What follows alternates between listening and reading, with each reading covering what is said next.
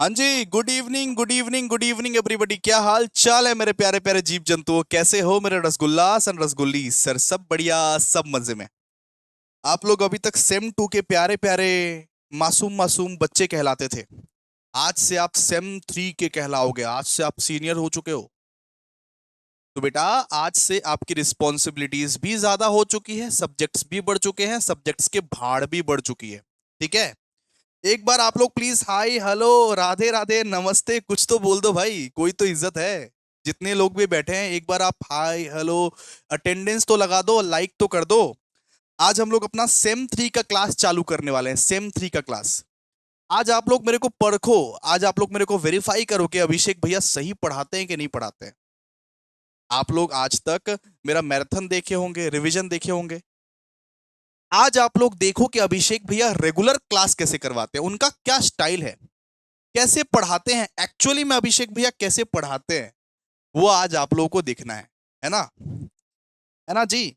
सब बढ़िया। चलो स्टार्ट करते हैं। आज दोस्तों अपने लोग कॉस्टिंग पढ़ेंगे। भैया कॉस्टिंग तो हमने सेम टू में भी पढ़ा था। जी बिल्कुल, सेम टू में आप कॉस्टिंग का एक झलक देखे थे। सेम टू में आपने ट्रेलर देखा था। मैं क्या बोल रहा हूं सुनो। सेम टू में एक कॉस्टिंग आपने पढ़ा था, वो है ट्रेलर। जिसको आपने मैराथन कंडक्ट, मतलब जिसको आपने मैराथन वैराथन देखा होगा, लास्ट में भी पढ़ा होगा, क्लियर कर गए होंगे। हो गया, वो पास हो गया। अब सेम थ्री का जो कॉस्टिंग है वो पिक्चर है बेटा।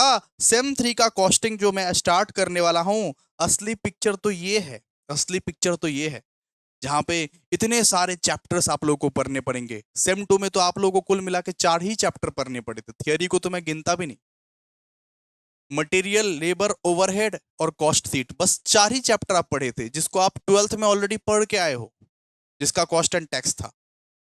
लेकिन सेम थ्री में आप लोगों को आज मैं सिलेबस से रूबरू करवाने जा रहा हूं। देखिए कितना चैप्टर है। 7 चैप्टर है सेम थ्री में, आप लोगों को कुल मिला के 7 चैप्टर है। और थियरी को तो मैंने गिना भी नहीं, थियरी को अगर गिनेंगे तो 8 चैप्टर है आपके कुल मिला के। ठीक है, क्लियर है? तो आइए हम बताते हैं आप लोगों को सेम थ्री का सिलेबस और मार्क्स डिस्ट्रीब्यूशन। सबसे पहले आपको बता देंगे कॉस्टिंग का। उसके बाद आज हम लोग एक बहुत ही खास चैप्टर, बहुत ही स्पेशल चैप्टर शुरू करने जा रहे हैं। उसका नाम है कॉन्ट्रैक्ट कॉस्टिंग, जो कि 15 मार्क्स का चैप्टर है। भैया डायरेक्टली 15 मार्क्स से स्टार्ट कर दोगे क्या? हाँ, आज 15 मार्क्स का चैप्टर हम लोग स्टार्ट करने वाले हैं, शुरू करने वाले हैं दोस्तों। देखिए, सबसे पहला चैप्टर है सर्विस कॉस्टिंग। सर्विस कॉस्टिंग आपके एग्जामिनेशन में 10 मार्क्स का आता है। एक बार आप लोग लिखिए, ये मैट आप लोगों को मिल जाएगा अगर आप प्रो बैच मेंबर हो।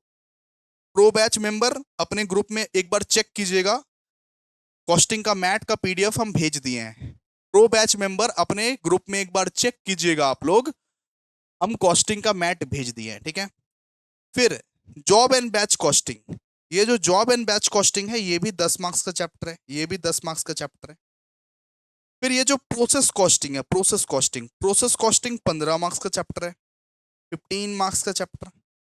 कॉन्ट्रैक्ट कॉस्टिंग, कॉन्ट्रैक्ट कॉस्टिंग भी 15 मार्क्स का चैप्टर है। ठीक है। फिर एक्टिविटी बेस्ड कॉस्टिंग जो हो गया, activity based costing, activity based costing भी 15 मार्क्स का या फिर 10 मार्क्स का आपके एग्जामिनेशन में आता है। फिर joint product and by product, ये भी 15 मार्क्स का या फिर 10 मार्क्स का आता है। फिर कॉस्ट बुक कीपिंग जो है, कॉस्ट बुक कीपिंग आपका 10 मार्क्स का चैप्टर है। और ये जो थियरी थियरी जो हम लोग लिए हैं, ये 15 मार्क्स का भी आ सकता है, 10 मार्क्स का भी आ सकता है, depending upon circumstances of examinations. ठीक है, बात समझे आप लोग?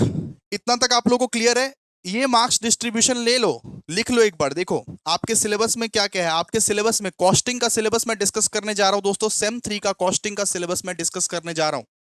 सबसे पहले पहले आप लोगों को दोस्तों पढ़ना है सर्विस कॉस्टिंग, जिसका मार्क्स वेटेज कितना, 10 मार्क्स। फिर जॉब एंड बैच कॉस्टिंग, जिसका मार्क्स वेटेज कितना है, 10 ही मार्क्स का आता है ये। फिर process costing 15 marks. Contract costing 15 marks, short short का चैप्टर है ये। फिर पांचवा हमने पर एक्टिविटी बेस्ड कॉस्टिंग, जिसको एबीसी कॉस्टिंग भी बोलते हैं हम लोग। ये 15 मार्क्स या 10 मार्क्स, दो में आ सकता है। 15 मार्क्स या आ सकता है या 10 मार्क्स का आ सकता है। फिर जेपीबीपी जिसका नाम है joint product and by product, ये 15 मार्क्स का आ सकता है या 10 मार्क्स का आ सकता है। कॉस्ट बुक कीपिंग जो है ये 10 मार्क्स का आएगा। और 8 थियरी, थियरी आपका 15 मार्क्स में भी आ सकता है, 10 मार्क्स में भी आ सकता है। ये आपका सिलेबस है, ये आपका सिलेबस है। क्या है? ये आपका सिलेबस है। अब आप लोग उतना समझोगे नहीं क्या है सिलेबस, क्या नहीं है सिलेबस। आज मैं जो स्टार्ट करने वाला हूं, आज जो मैं स्टार्ट करने वाला हूं, आज मैं चैप्टर नंबर 4 स्टार्ट करूंगा, जिसका नाम है दोस्तों कॉन्ट्रैक्ट कॉस्टिंग। आज दोस्तों मैं चैप्टर नंबर 4 स्टार्ट करना चाहता हूं, 15 मार्क्स का चैप्टर स्टार्ट करना चाहता हूं। एक कॉपी पेन लेके आप लोग बैठ जाओ, कॉपी पेन लेके आप लोग बैठ जाओ, आराम आराम से पढ़ो, निश्चिंत भाव से पढ़ो, कोई घाई घाई नहीं है, आराम आराम से हम लोग को पढ़ना है। आज हम लोग कॉन्ट्रैक्ट कॉस्टिंग स्टार्ट करने वाले हैं। इसके प्रोबेबल हम लोग को 8 to 9 लेक्चर लगेंगे। 8 से 9 लेक्चर अभी कॉन्ट्रैक्ट कॉस्टिंग पे ही देना है, पूरा बेसिक्स क्लियर करना है आप लोगों को, ठीक है। चलो आ जाओ, स्टार्ट करते हैं। कॉपी निकाल लो, कॉपी पेन निकाल लो आप लोग आराम से। हेडिंग लिखो, कॉन्ट्रैक्ट कॉस्टिंग। कितने मार्क्स का आएगा ये sir? 15 marks sure shot, 15 marks sure shot. मतलब ये 15 मार्क्स का चैप्टर है सर जी, ये 15 मार्क्स का चैप्टर है। Okay sir. लेकिन कोई भी चैप्टर स्टार्ट करने से पहले हम लोग लिखते हैं बैकग्राउंड। अगर आपको क्रिकेट खेलना है तो आप रणनीति पहले बनाते हो, आप मीटिंग वीटिंग पहले करते हो कि कैसे क्रिकेट खेलें। वैसे ही हम लोग कॉन्ट्रैक्ट कॉस्टिंग का रणनीति करने वाले हैं। क्या रणनीति? रणनीति मतलब बैकग्राउंड डिस्कस करने वाले हैं कि आखिरकार ये कॉन्ट्रैक्ट कॉस्टिंग में करने क्या वाले हैं। कॉन्ट्रैक्ट कॉस्टिंग चैप्टर को आखिरकार पढ़ने कैसे वाले हैं, करने क्या वाले हैं। तो सबसे पहला टॉपिक आप लोग डालोगे अपने कॉपी में, बैकग्राउंड। बैकग्राउंड मतलब क्या क्या टॉपिक्स हम लोग कवर करेंगे, इस चैप्टर के क्या बैकग्राउंड्स है, जिससे आप लोगों को पता चले कि अभिषेक भैया पढ़ाने कैसे वाले हैं, कौन सा टॉपिक पहले होगा, कौन सा टॉपिक बाद में होगा। देखिए बैकग्राउंड, हेडिंग, हेडिंग डालिए कॉपी में, कॉपी में हेडिंग डालिए बैकग्राउंड। सबसे पहले दोस्तों मैं कॉन्ट्रैक्ट कॉस्टिंग का मतलब समझाऊंगा कि आखिरकार ये है क्या। मैं कंसेप्ट के ऊपर बात करूंगा कि आखिरकार ये कॉन्ट्रैक्ट कॉस्टिंग बोलते किसको है क्या। इंट्रोडक्शन का बात करूंगा, मैं आपको इंट्रोडक्शंस दूंगा कॉन्ट्रैक्ट कॉस्टिंग का। फिर दूसरा इंपॉर्टेंट टर्म, लिखिए इंपॉर्टेंट टर्म, कुछ ऐसे इंपॉर्टेंट टर्म जो कि कॉन्ट्रैक्ट कॉस्टिंग में यूज किए जाते हैं उसके बारे में बात करेंगे। Important term used in contract costing, है ना। सबसे पहले मैं इंट्रोडक्शन का बात करूंगा कि कॉन्ट्रैक्ट कॉस्टिंग आखिरकार होता क्या है। दूसरा कुछ ऐसे इंपॉर्टेंट टर्म जो कॉन्ट्रैक्ट कॉस्टिंग में यूज किए जाते हैं। फिर तीसरा फॉर्मेट के बारे में बात करेंगे। फॉर्मेट, ये चैप्टर में ये पूरा ओवरऑल जो 8-9 लेक्चर्स है इसमें क्या होने वाला है उसके बारे में मैं चर्चा करने वाला हूं। तीसरे लेक्चर में दोस्तों मैं फॉर्मेट के ऊपर चर्चा करूंगा। फिर फॉर्मेट जब हो जाएगा, फॉर्मेट जब हो जाएगा तब मैं चर्चा करूंगा how will be, how will be the profit, how will be the profit transferred to PL account, how will be the profit transferred to PL account, कि किस तरीके से प्रॉफिट को हम लोग पीएल अकाउंट में ट्रांसफर करें। जब आप फॉर्मेट तक जाओगे ना तब आपको समझ में आ जाएगा कौन सा प्रॉफिट का बात किया जा रहा है, ठीक है। जब आप फॉर्मेट तक जाओगे ना तब आपको पता चल जाएगा कि कौन सा प्रॉफिट का आखिरकार ये बात कौन सा प्रॉफिट का कर रहे हैं सब, ठीक है। तो सबसे पहला पहला स्टेज में भैया इंट्रोडक्शन दोगे, फिर important terms used in contract costing, फिर फॉर्मेट, फिर how will be the profit transfer to PL account. Okay, अब पांचवा में लिखिए, अब पांचवा में आप लोगों को सिखाएंगे कि कॉन्ट्रैक्टी अकाउंट कैसे बनाना है। कॉन्ट्रैक्टी अकाउंट, कॉन्ट्रैक्टी अकाउंट कैसे बनाना है, ठीक है। फिर छठा में आप लोगों को सिखाएंगे कि WIP अकाउंट कैसे बनाना है, वर्क इन प्रोग्रेस अकाउंट कैसे बनाना है, ठीक है। और सेवेंथ में हम लोग सारे के सारे सम्स, जितने भी सम्स है, अब कुछ सम्स होमवर्क भी आपको देंगे, सारे सम्स हम थोड़ा ना करेंगे, लेकिन सारे सम्स का बता देंगे, करवा देंगे आप लोग को, ठीक है। तो ये हमारा बैकग्राउंड है, ये क्या है हमारा कॉन्ट्रैक्ट कॉस्टिंग का बैकग्राउंड। कॉपी में उतारो जल्दी से, कॉपी में उतारिए जल्दी से। सबसे पहले पहले कॉन्ट्रैक्ट कॉस्टिंग का मतलब समझाएंगे भैया, उसके बाद important term used in contract costing, फिर फॉर्मेट, फिर how will be the profit transfer to PL account, contractee account, WIP account, all sums. ठीक है, उतारिए इसको फटाफट से। आइए अब हम लोग बात करते हैं सबसे पहला पायदान का, इंट्रोडक्शन। लेकिन पहले पहले आपको लिखना पड़ेगा, तब जाके समझ में आएगा ना इंट्रोडक्शन की कॉन्ट्रैक्ट कॉस्टिंग आखिरकार होता क्या है। Introduction,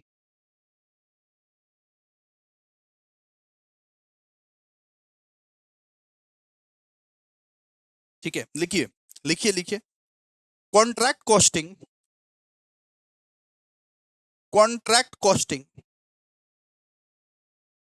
is a costing method. Contract costing is a costing method.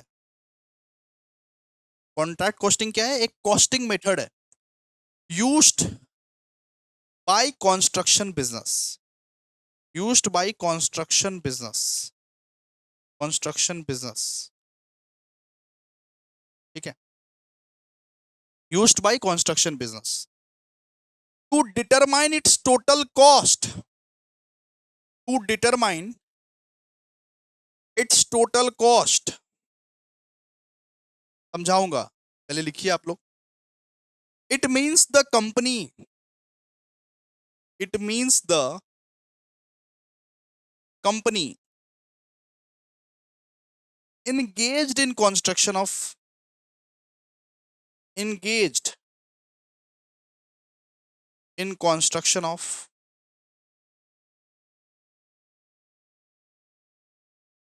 engaged in construction of building, road, dam, bridges, etc. shall follow this costing method, shall follow this costing method, shall follow this costing method। ठीक है, done. अच्छा example सुनो, example सुनो, मैं पूरा समझाता हूं, मैं पूरा आप लोगों को समझाता हूं। देखिए, एक है कॉन्ट्रैक्टर, एक है कॉन्ट्रैक्टर। इस महान इंसान का नाम क्या है? कॉन्ट्रैक्टर। कॉन्ट्रैक्टर को कॉन्ट्रैक्टी ने एक बिल्डिंग बनाने का काम दिया, जैसे रूबी अर्बना में एक तो बिल्डिंग है, मतलब अलग अलग प्रोजेक्ट्स देते हैं। ठीक है, एक है कॉन्ट्रैक्टर, कॉन्ट्रैक्टर को कॉन्ट्रैक्टी ने एक बिल्डिंग, रोड, डैम या ब्रिज बनाने का काम देता है। वो कॉन्ट्रैक्टी बोलता है कि 10 साल के लिए हम तुमको ये कॉन्ट्रैक्ट दे रहे हैं, 10 साल के लिए हम तुमको ये कॉन्ट्रैक्ट दे रहे हैं। अब उसका हिसाब किताब, बिल्डिंग बनाने में कितना खर्चा लग रहा है, कौन सा रॉ मटेरियल कहाँ से आ रहा है, लेबर का चार्जेस क्या है, मटेरियल का चार्जेस क्या है, ओवरहेड का चार्जेस क्या है, हिसाब किताब करना पड़ेगा ना। तो एक कॉन्ट्रैक्टर जो अपना कंस्ट्रक्शन का बिजनेस का पूरा हिसाब करता है कि ये बिल्डिंग जो हम बनाए हैं 10 साल लगा के, एक एक बिल्डिंग 10-10, 20-20 साल तक बनता रहता है। ये बिल्डिंग जो लगाए हैं, ये जो पूरा कम्प्लेक्स, ये जो पूरा प्रोजेक्ट, रोड, डैम, ब्रिजेस जो बनाए हैं हम, तो इसमें हमको कितना खर्चा पड़ा, वो जो खर्चा का जो रिकॉर्ड करते हो, कॉस्टिंग जो करते हो, उसको बोलते हैं हम लोग कॉन्ट्रैक्ट कॉस्टिंग। तो हमने क्या लिखा है, देखिए ना, हमने क्या लिखा है, आप खुद बताइए ना। Contract costing is a costing method. Contract costing क्या है? एक कॉस्टिंग मेथड है जिसको कंस्ट्रक्शन बिजनेस यूज करता है, जिसको कंस्ट्रक्शन बिजनेस यूज करता है। एक कॉन्ट्रैक्टर को पूरा का पूरा हिसाब लगाना पड़ता है, हिसाब रखना पड़ता है। मैं मान लो कॉन्ट्रैक्टी हूं और तुम कॉन्ट्रैक्टर, मैंने तुमको एक कॉन्ट्रैक्ट दिया कि भाई एनी हाउ तुमको 5 साल के अंदर अंदर ये ब्रिज तुमको बनाना है, एनी हाउ 5 साल के अंदर अंदर ये बिल्डिंग तुमको बनाना है, ये रोड तुमको बनाना है। अब तुम उसका हिसाब नहीं रखेगा क्या? साल बाई साल तुमको हिसाब रखना पड़ेगा कि कितना मटेरियल लगा है, कितना लेबर लगा है, कितना ओवरहेड लगा है, कितना सारा खर्चा लगा है, मेरा टोटल खर्चा कितना लगा है। कॉन्ट्रैक्टर रखता है कि नहीं हिसाब? एक कॉन्ट्रैक्टर को भी हिसाब रखना पड़ता होगा कि नहीं? वो ऐसे अपने मुंह से बोल देगा कॉन्ट्रैक्टी को कि 5 लाख खर्चा हुआ है, कॉन्ट्रैक्टी साहब 5 लाख खर्चा हुआ है, तो कॉन्ट्रैक्टी मान लेगा क्या? नहीं। कॉन्ट्रैक्टर को पूरा का पूरा हिसाब रखना पड़ेगा कि हम काम किए हैं, हम ये ब्रिज बनाए हैं, तो उसमें कितना मटेरियल, कितना लेबर, कितना ओवरहेड का खर्चा लगा है। अगर 5 लाख का खर्चा लगा है तो 5 लाख का पूरा हिसाब मिलना चाहिए। वो हिसाब देखेगा कॉन्ट्रैक्टी। तो वो जो कॉस्टिंग होता है उसको हम लोग दोस्तों बोलते हैं कॉन्ट्रैक्ट कॉस्टिंग। कॉन्ट्रैक्ट कॉस्टिंग को कंस्ट्रक्शन बिजनेस के लिए यूज किया जाता है। आप लोग कभी सुने हो क्या अर्बना प्रोजेक्ट? रूबी में एक तो अर्बना बोल के है। तो अर्बना जो इतना बड़ा सोसाइटी जो बना है, 20-20 साल, 30-30 साल से जो वो सोसाइटी, इतना बड़ा जो कॉम्प्लेक्स, इतना बड़ा जो टावर्स सोसाइटीज जो बना 20-20, 30-30 साल तक, तो आपको क्या लगता है 20-30 साल तक कोई हिसाब नहीं होता होगा क्या? हर एक चीज का हिसाब रखना पड़ता है कॉन्ट्रैक्टर बाबू को। वो जो कॉन्ट्रैक्टर बाबू होता है, ये जो कॉन्ट्रैक्टर है, इसको हर एक चीज का फाइनेंशियल रिकॉर्ड रखना पड़ता है कि मटेरियल के लिए कितना मैंने खर्चा किया, लेबर के लिए कितना खर्चा किया, ओवरहेड के लिए मैंने कितना खर्चा किया, कौन कितना मिसलिनियस एक्सपेंडिचर लगा, हर एक चीज का हिसाब उसको रखना पड़ता है। तो कॉन्ट्रैक्टर लोग कंस्ट्रक्शन बिजनेस के लिए जो हिसाब रखते हैं, उस मेथड को हम लोग बोलते हैं दोस्तों कॉन्ट्रैक्ट कॉस्टिंग।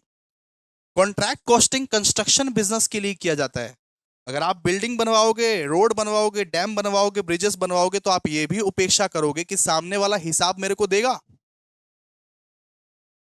सामने वाला मेरे को, जिस भी कॉन्ट्रैक्टर को आप काम दोगे, तो सामने वाला को हिसाब देना पड़ेगा।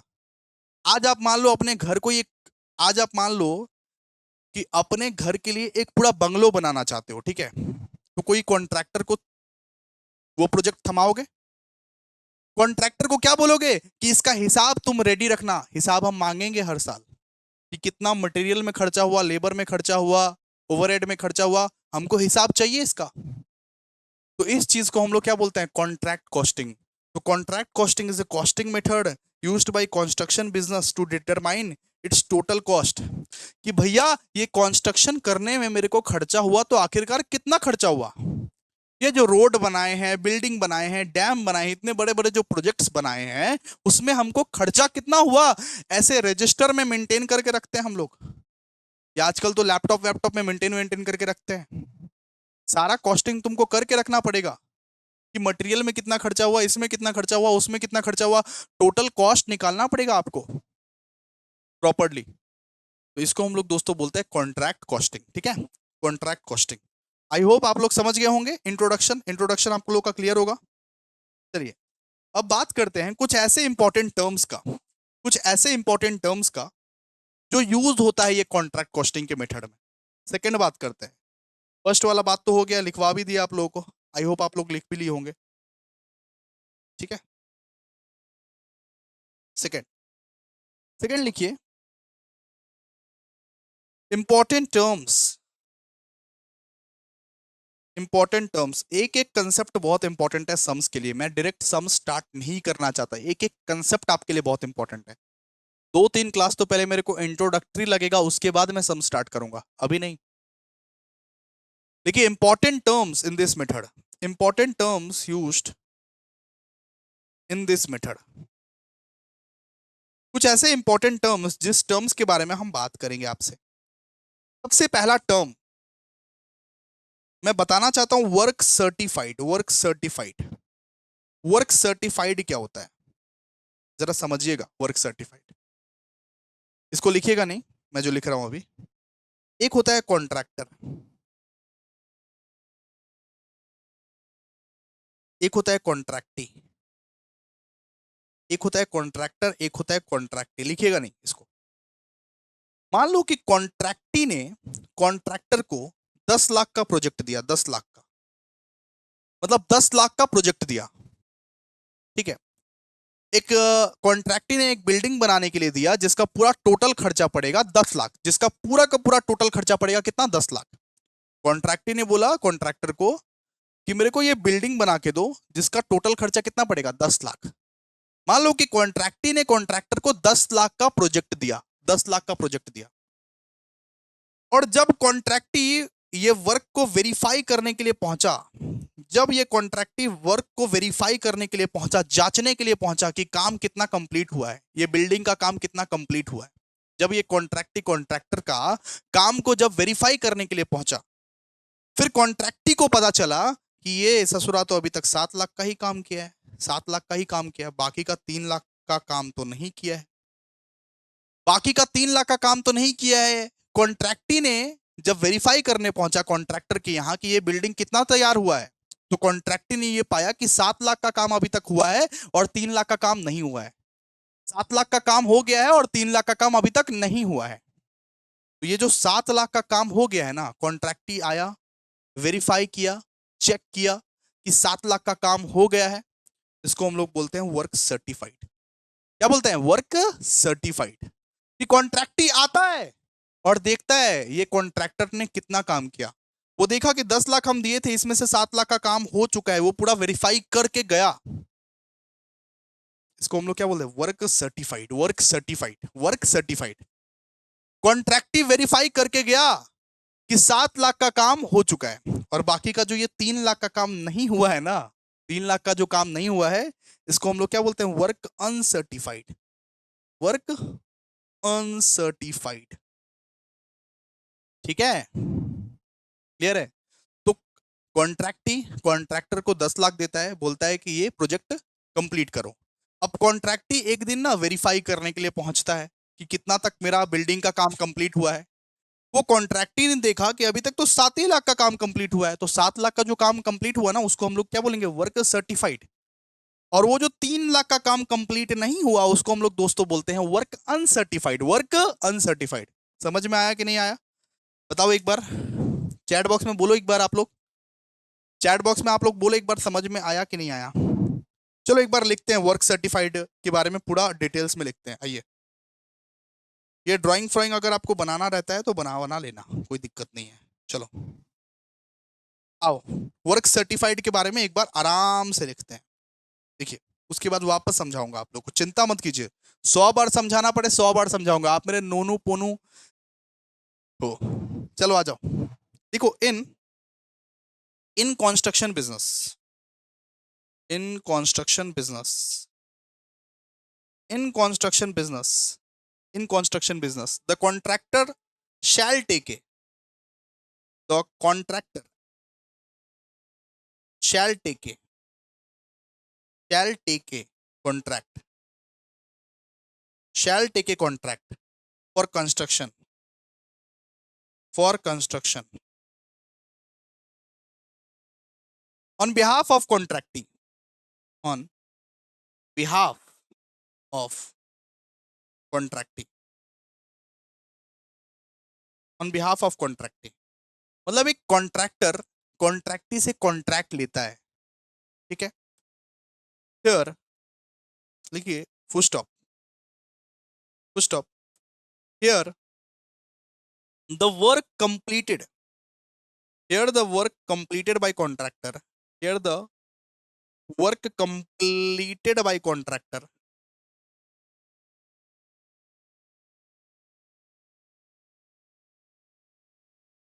and certified by the contractee, and certified by the contractee, and certified by the contractee, contractee is called work certified, is called work certified। ठीक है, उसको ही हम लोग क्या बोलते हैं? उसको ही हम लोग बोलते हैं work certified. And the work certified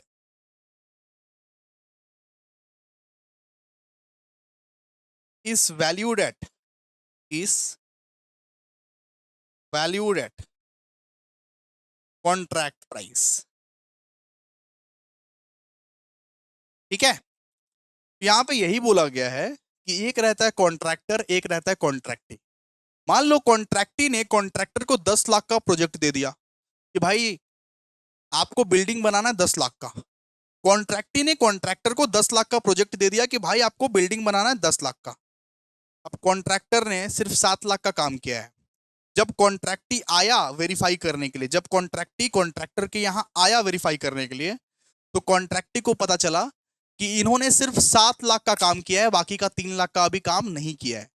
तो जितना काम किया है ना वो कॉन्ट्रैक्टी जो आता है वेरीफाई करता है और पता चलता है उसको 7 ही लाख का काम हुआ है, तो वो 7 लाख को हम लोग बोलेंगे वर्क सर्टिफाइड, कि 7 लाख का काम हुआ है अभी तक, 7 लाख का काम हुआ है। जब कॉन्ट्रैक्टी आके बोलेगा कि हाँ भैया 7 लाख का काम हुआ है सिर्फ अभी तक, तो उसको क्या बोलेंगे, वर्क सर्टिफाइड। और वो जो 3 लाख का काम नहीं हुआ है अभी तक, उसको हम लोग बोलेंगे work uncertified. Simple as that. ठीक है। तो वर्क सर्टिफाइड को हम लोग वैल्यू करते हैं कॉन्ट्रैक्ट प्राइस पर। किस पे वैल्यू करते हैं, कॉन्ट्रैक्ट प्राइस पे। जब सम्स करेंगे तब समझेंगे इसको, अभी नहीं। वर्क सर्टिफाइड को हम लोग वैल्यू करते हैं किस पे, कॉन्ट्रैक्ट प्राइस पे। याद रखिएगा, वर्क सर्टिफाइड जो वर्क वेरीफाई हो चुका है, जितने तक का वर्क वेरीफाई हो चुका है, मतलब 7 लाख का काम जो वेरीफाई हो चुका है, तो उसको कॉन्ट्रैक्ट प्राइस पे वैल्यू करते हैं।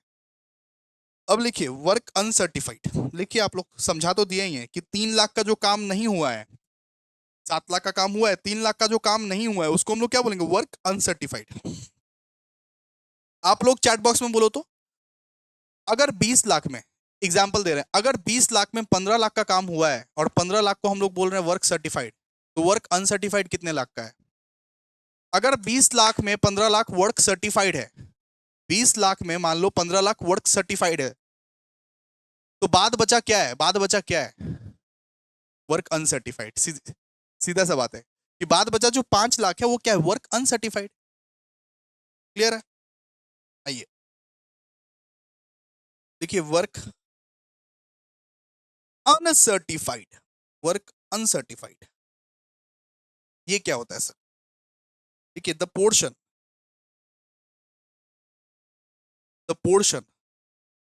Of work certified, the portion of work certified, the portion of work certified by the contractor, the portion of work certified by the contractor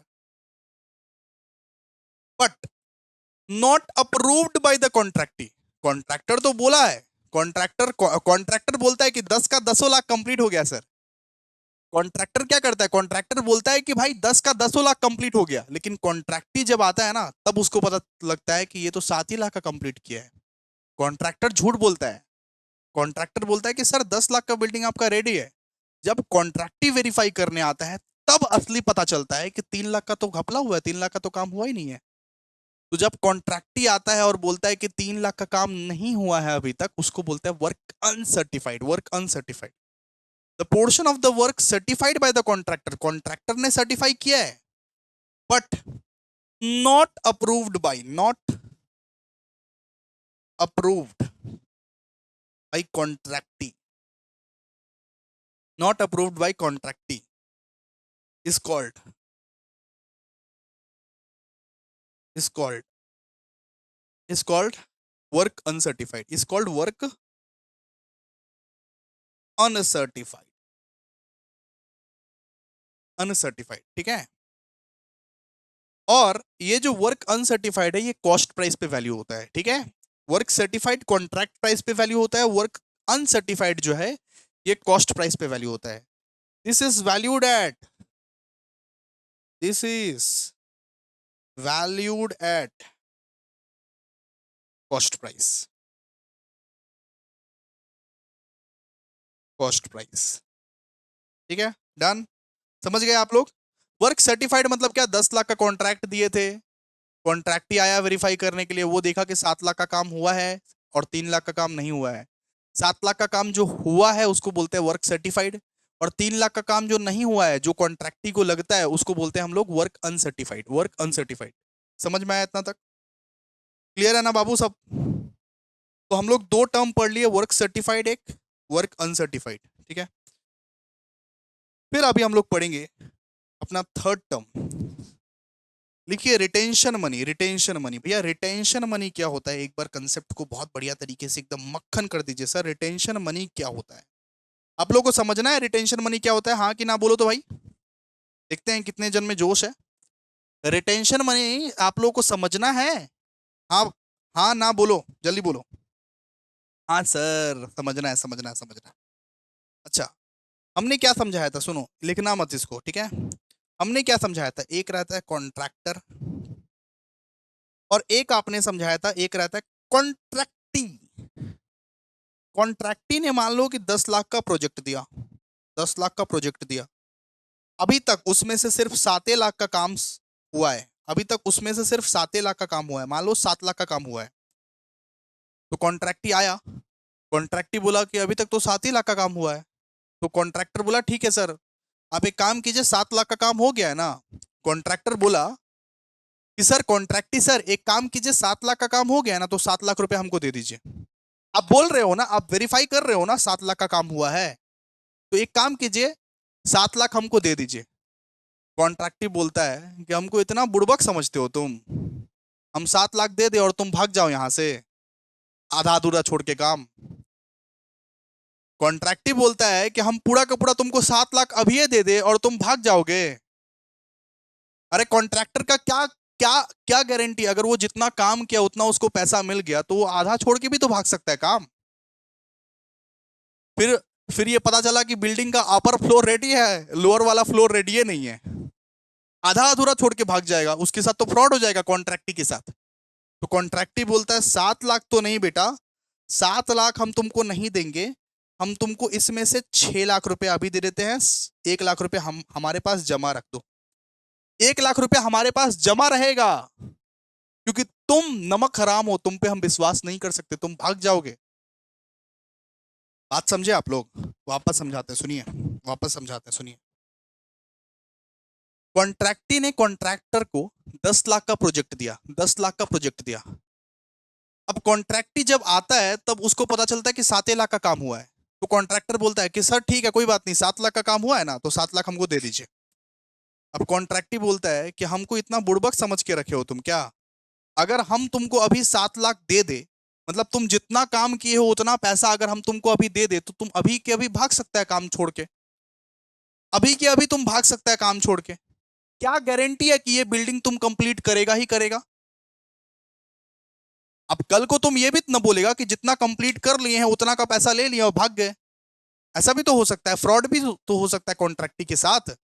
तो कॉन्ट्रैक्टी क्या किया कि पूरा का पूरा पैसा नहीं लिया, पूरा का पूरा पैसा नहीं दिया उसको, 7 लाख में से 6 लाख ही दिया, 1 लाख अपने पास रखा। तो ये 1 लाख को हम लोग क्या बोलेंगे? Retention money. ये जो 1 लाख अपने जब्त किया ना, उसको हम लोग क्या बोलते हैं? Retention money. बात समझे तुम लोग? अरे बात समझे तुम, अरे बुड़बक लोग, बात बात समझा तुम लोग? बिल्कुल सर समझा। तो आओ रिटेंशन मनी के बारे में लिखते हैं हम लोग अच्छे से, ठीक है? लिखते हैं। ऐसा कंसेप्ट तुमको अभिषेक झा क्लासेस में ही मिलेगा, मस्ती और कंसेप्ट तुमको अभिषेक झा क्लासेस में ही मिलेगा, इसीलिए इतने सारे बच्चे एसजीपीए लाते हैं, हाई हाई एसजीपीए। इतने ज्यादा एसजीपीए हमारे यहाँ से कैसे? हम लोग बोलते नहीं है तो मजाक समझ के रखे हो क्या? 9 सीजीपीए 8 सीजीपीए का एकदम लिस्ट है पूरा, क्योंकि कंसेप्ट क्लियर रहता है शुरू से बच्चे लोगों का। चलो आ जाओ, रिटेंशन मनी को एक बार लिखते हैं, आ जाओ। देखो इट इज ए देखो it is a clause, it is a clause in contract agreement, it is a clause in contract agreement, it is a clause in contract agreement with contractor, with contractor. The contractee, the contractee, the contractee has the power, the contractee has the power, the contractee has the power to remain, to retain some portion of cash, some portion of cash, मतलब पूरा का पूरा पैसा कॉन्ट्रैक्टी नहीं देगा contractor को, कुछ कुछ पोर्शन रख लेगा, बोलेगा तुम भाग गया तो। The contractee has the power to retain some portion of cash, some portion of cash in respect of work certified, in respect of work certified। मतलब जितना काम तुम्हारा कंप्लीट हुआ, अगर 7 लाख का काम कंप्लीट हुआ तो 7 लाख हम तुमको नहीं देंगे, हम तुमको 6 लाख देंगे, 1 लाख हमारे पास जमा रहेगा। जब तक 100% काम नहीं हो जाता तब तक हम तुमको पैसा नहीं देंगे, पूरा पूरा पैसा, ठीक है? हम तुमको अभी 6 लाख देंगे, 1 लाख हमारे पास जमा रहेगा, उसको हम लोग बोलते हैं दोस्तों रिटेंशन मनी, रिटेंशन मनी, ठीक है, रिटेंशन मनी। देखिए फॉर एग्जाम्पल, लिखिए for example if retention money, for example if retention money is 10%, if retention money is 10%, it means अगर मान लो रिटेंशन मनी 10% है तो कैश रिसीव्ड कितना होगा, 90%। अगर 100% में से 10% कॉन्ट्रैक्टी रख ले रहा है तो कैश रिसीव्ड कितना होगा, 90%। कॉन्ट्रैक्टर को देन कितना मिला, 90%। अगर कॉन्ट्रैक्टी आया बोला कि 10% हमारे पास जमा रहेगा, कॉन्ट्रैक्टी बोला 10% हमारे पास जमा रहेगा, तो कॉन्ट्रैक्टर के पास कितना जाएगा पैसा, फिर 90% जाएगा। ठीक है, it means cash received, it means cash received from contractee is equals to 90% of work certified, is equals to what, 90% of work certified। ठीक है, क्लियर है। अच्छा, अब आपको कुछ फॉर्मूलेस लिखवाता हूं, कुछ सम्स करवाता हूं। ठीक है, रेडी ना। रिटेंशन मनी मतलब क्या होता है, रिटेंशन मनी मतलब होता है कि अगर 7 लाख का वर्क सर्टिफाई हुआ है तो पूरा का पूरा पैसा कॉन्ट्रैक्ट ही नहीं देता है, बोलता है 1 लाख हमारे पास जमा रहने दो, 1 लाख 2 लाख हमारे पास जमा रहने दो, पूरा का पूरा पैसा तुमको देंगे नहीं क्योंकि तुम चोट्टा हो, तुम भाग जाओगे लेके पैसा। ऐसा भी तो हो सकता है कि कॉन्ट्रैक्टर चोट्टा हो, कॉन्ट्रैक्टर पूरा पैसा लेके भाग जाए, आधा मतलब ये काम आधा अधूरा छोड़ के। इसीलिए रिटेंशन मनी में क्या होता है कि पूरा पैसा नहीं देता है, 1 लाख रुपया रख लेता है। ठीक है, क्लियर है। चलिए आइए अब कुछ इंपॉर्टेंट फॉर्मूलेस लिखवाता हूं आप लोगों को। देखिए, जब जब आप लोगों को बोलेगा कैश रिसीव्ड निकालना है, जब जब बोलेगा कैश रिसीव्ड निकालना है, मान लीजिए कैश रिसीव्ड नहीं दिया हुआ है, कैश रिसीव्ड क्वेश्चन में नहीं दिया हुआ है, अरे कैश रिसीव्ड नहीं दिया हुआ है क्वेश्चन में, तो कैश रिसीव्ड कैसे निकालोगे, 90% ऑफ वर्क सर्टिफाइड। वो परसेंटेज दिया रहेगा क्वेश्चन में, तो वर्क सर्टिफाइड का जितना जितना परसेंट रहेगा ना, ठीक है, cash received is equals to 90% of work certified. और वर्क सर्टिफाइड अगर नहीं दिया हुआ है, वर्क सर्टिफाइड अगर आप लोग को नहीं दिया हुआ है क्वेश्चन में, तो कैसे निकालोगे। सब क्लियर हो जाएगा, अभी अभी सम्स कराऊंगा, सब क्लियर हो जाएगा। जो जो मैं लिखवा रहा हूँ, वर्क सर्टिफाइड का फॉर्मूला है, वर्क सर्टिफाइड का क्या है, फॉर्मूला है। देखिए वर्क सर्टिफाइड का फॉर्मूला क्या है, अगर मान लीजिए आपके पास कैश रिसीव्ड है लेकिन वर्क सर्टिफाइड नहीं दिया हुआ है, वर्क सर्टिफाइड मिसिंग है क्वेश्चन में, तो फिर कैसे निकाले वर्क सर्टिफाइड। ठीक है, तो आप लिखोगे cash received divide by 100 minus retention money का आपका परसेंटेज दिया होगा, रिटेंशन मनी का क्या दिया होगा, रिटेंशन मनी का आपका परसेंटेज दिया होगा, रिटेंशन मनी परसेंटेज इनटू 100। ठीक है, अगर आप लोगों को वर्क सर्टिफाइड निकालना है, वर्क सर्टिफाइड क्वेश्चंस में मान लीजिए नहीं दिया हुआ है, ठीक है, वर्क सर्टिफाइड क्वेश्चन में अगर मान लीजिए आपका नहीं दिया हुआ है, तो वर्क सर्टिफाइड कैसे निकालोगे, cash received divide by 100 minus retention money percentage into 100। और सर मान लीजिए कैश रिसीव्ड अगर दिया हुआ है और बोला हुआ है 10% ऑफ द वर्क सर्टिफाइड, ठीक है, रिटेंशन मनी आप लोगों को दे के रखा है कि 10% ऑफ द वर्क सर्टिफाइड दे के रखा है रिटेंशन मनी, तो कैश रिसीव्ड कैसे निकलेगा, 90% of the work certified. Clear है। अगर 10% क्वेश्चन में दे के रखा है रिटेंशन मनी है, तो 90% क्या है, 90% of the work certified cash received है, सीधा सा बात है। ठीक है, और अगर आप लोगों को वर्क सर्टिफाइड निकालना है तो ये फॉर्मूला यूज कीजिएगा, cash received divide by 100 minus retention money percentage into 100। अब आइए अब क्लियर करते हैं, एग्जांपल से क्लियर करते हैं। अब कुछ समझ नहीं आया सर, कुछ समझ नहीं आया, मुझे पता है कुछ समझ में नहीं आया। अब क्लियर करते हैं एग्जाम्पल से, आइए एग्जाम्पल से क्लियर करते हैं। देखिए एग्जाम्पल नंबर 1, एग्जाम्पल नंबर 1 लिखिए। देखिए work certified, work certified, work certified आपका दिया हुआ है, मान लीजिए क्वेश्चन में वर्क सर्टिफाइड आपका दिया हुआ है 1 लाख। एग्जाम्पल नंबर 1 करा रहे हैं, वर्क सर्टिफाइड दिया हुआ 1 लाख, बोल दिया गया है रिटेंशन मनी जो है, रिटेंशन मनी जो है वो बोल दिया गया है दोस्तों 10%।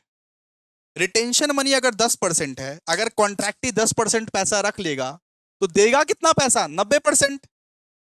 देगा कितना पैसा? 90%। अगर कॉन्ट्रैक्टी 10% पैसा रख लेगा तो देगा कितना पैसा? 90%। तो हमारा यहाँ पे कैश रिसीव्ड तो ऑलरेडी हमारा निकल गया ना। कैश रिसीव्ड जो है ये क्या है? 90%। देगा कितना पैसा? 90%। सीधा सा बात है। ठीक है, तो इसका निकाले कैसे? इसका हम लोग ऐसे निकालेंगे, cash received, cash received is equals to work certified into 90%। है कि नहीं? देखो ये फॉर्मूला मैच कर रहा है कि नहीं? 90% of the work certified. Cash received कैसे निकाले? 90% ऑफ द वर्क सर्टिफाइड। ठीक है, तो वर्क सर्टिफाइड कितना बताइए? 1 लाख। 1 लाख का 90% कितना होगा बताइए चैट बॉक्स में। 1 लाख का 90% कितना होगा? 90,000। ठीक है, डन ना। एग्जाम्पल नंबर 1 में फॉर्मूला नंबर 1 क्लियर हो गया सर। ये फॉर्मूला नंबर 1 था हमारा। अब दूसरा वाला, वर्क सर्टिफाइड अगर नहीं दिया हुआ रहेगा, अगर क्वेश्चन में बेटा जी वर्क सर्टिफाइड ही तुमको नहीं दिया हुआ रहेगा तो फिर कैसे निकालोगे? एग्जाम्पल नंबर 2 लिखिए इसके लिए। देखिए यहां पे एग्जाम्पल नंबर 2 में कैश रिसीव्ड आपका दिया हुआ है, वर्क सर्टिफाइड ही नहीं दिया हुआ है। कैश रिसीव्ड आपका दिया हुआ है, कैश रिसीव्ड आपका दिया हुआ है 8,10,000। कैश रिसीव्ड आपका दिया हुआ है 8,10,000, मतलब 8,10,000 ही सिर्फ हमको मिला। फिर लिखिए रिटेंशन मनी। रिटेंशन मनी दिया हुआ है बेटा 10%। 10%। ठीक है, हम लोगों को बोला है कि वर्क सर्टिफाइड निकालो, वर्क सर्टिफाइड निकालो, वर्क सर्टिफाइड निकालो। कुछ नहीं करेंगे सर, वो फॉर्मूला में पुट कर देंगे और कुछ नहीं करेंगे सर। फॉर्मूला में जो है ना पुट कर देंगे हम लोग और कुछ नहीं करेंगे। तो work certified is equals to, formula क्या था बताइए? Cash received divide by 100 minus cash received divide by 100 minus retention money percentage, retention money percentage into 100। ऐसा ही था ना फॉर्मूला? फॉर्मूला आप लोग चेक करो ना, था ना फॉर्मूला? बिल्कुल। तो लिखिए कैश रिसिप्ट कितना था बताइए? कैश रिसिप्ट दिया हुआ है क्वेश्चन में 8,10,000 divide by 100 minus retention money का परसेंटेज कितना था? रिटेंशन मनी का परसेंटेज भैया 10% दिया हुआ था रिटेंशन मनी का परसेंटेज, इनटू 100 करके देखो। 8,10,000 डिवाइड बाय 90 करके देखो। 8,10,000 डिवाइड बाय 90 इनटू 100 करके देखो आप लोग कितना आएगा? 9 लाख आता है। 9 लाख, 9 लाख रुपए आएगा आपका, 9 लाख। ठीक है, तो दो चीज आपको सिखाए, दोनों चीज का ही आप लोगों को एग्जाम्पल के मदद से सब कुछ सिखा दिए। एग्जाम्पल के मदद से कि अगर आप लोगों को कैश रिसीव्ड नहीं दिया हुआ रहेगा तो रिटेंशन मनी अगर 10% है तो कैश रिसीव्ड कितना रहेगा? 90%। वैसे करके आप निकाल लेना वर्क सर्टिफाइड का 90%। ठीक है, अगर आप लोगों को वर्क सर्टिफाइड ही नहीं दिया हुआ रहेगा तो उसके लिए फॉर्मूला है। उसके लिए फॉर्मूला क्या है? Cash received divide by 100 minus retention money percentage into 100 करके निकाल लेना। ये सब सम्स में बहुत इंपॉर्टेंट है, ये सब सम्स में आएगा, पूछेगा ये सब सम्स में। ठीक है, ओके। अब लास्ट लिखो, एक लास्ट लिखो, इंपॉर्टेंट नोट लिखो। इंपॉर्टेंट नोट बोल के लिखो, important note, important note. Next topic. ठीक है, आज ये करके क्लोज कर देंगे। फॉर्मेट अगले दिन सीखेंगे, फॉर्मेट अगले दिन सीखेंगे। ठीक है, ओके तो बोलो नालायको। लिखो इन contract costing, in contract costing agreement, in contract costing agreement in which the contractee agreed, in which the contractee agreed, in which the contractee agreed to increase, to increase the contract price, to increase the contract price